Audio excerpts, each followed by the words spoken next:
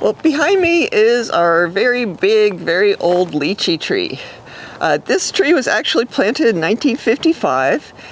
We know this because the house was built in 55, and they have a picture of the tree in front of the house. And the tree was about this tall at that point in time. We moved here in 1999, and this tree was enormous. It's much taller than it is now, and there was a rather old, skinny guy who would pick the fruit every year and then pay the owners for the fruit that he picked. And that involved climbing very high up in this tree. And, he was very good at his job, but, when he did that, I think he only did it for 1 year for us, and we were sort of nervous about the gravity thing happening and when he was up so far in the tree. So a few years later, a friend of ours lent us a cherry picker, and it was really a big cherry picker. We used that to get way up in the tree. We had a pretty good amount of fruit, and so that was wonderful to have a nice safe way to pick the fruit. But then a few years later, we stopped getting fruit.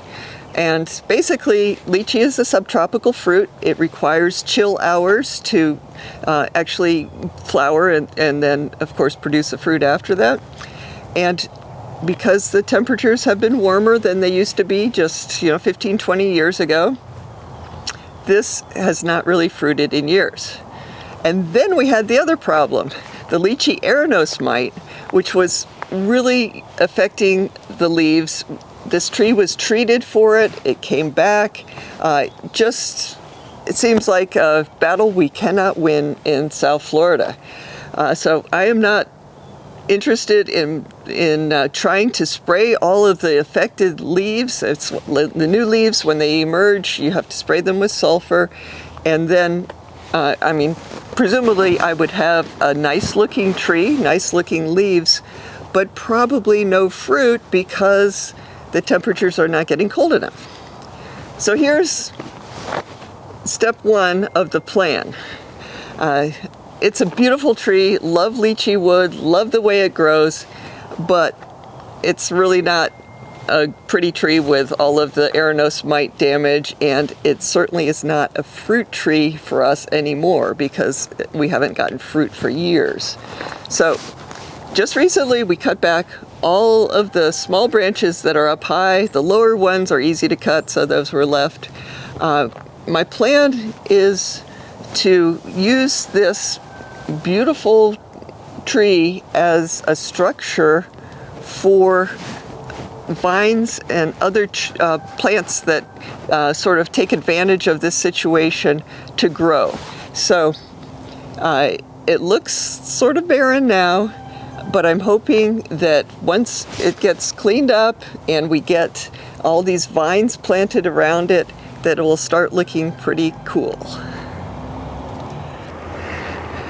Well, here's an update on our big lychee tree.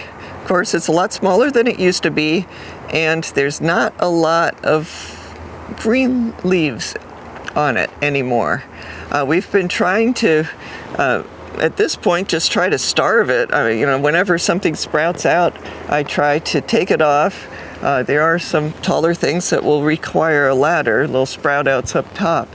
But it's gotten to the point now where I think that there's not enough greenery to be supporting the root system. So the tree is basically, like dying. And that sounds bad, but I think it's a good thing. Of course, it's long-term vision that I want this to be actually a vibrant area of the fruit forest, but the original lychee tree is going to be just basically a framework for vining plants to grow on.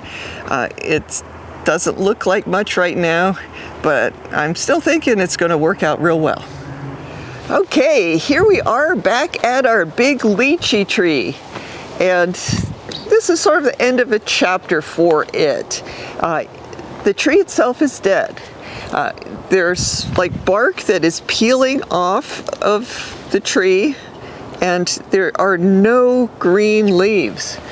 You know, the green leaves that seem to be on the tree are actually from a mango tree that sprouted out years ago and has gotten rather tall. So we have that mango tree that seems to survive no matter what. And we do have some vines starting to grow on this lychee tree. But my plans for this particular tree is for it to continue. It's just been a part of our lives for so long. We've had lots of pictures taken around it. We've enjoyed the view. But after the erinose mite came into town, it wasn't as fun. So we had to kill it because I wasn't going to spray every 2 weeks for all eternity. But it should be a wonderful place for climbing and vining plants to grow. So I'm looking forward to getting all sorts of plants established on this, what remains of the lychee tree, and I think it will end up looking really good. But you'll need to be patient because it doesn't happen overnight.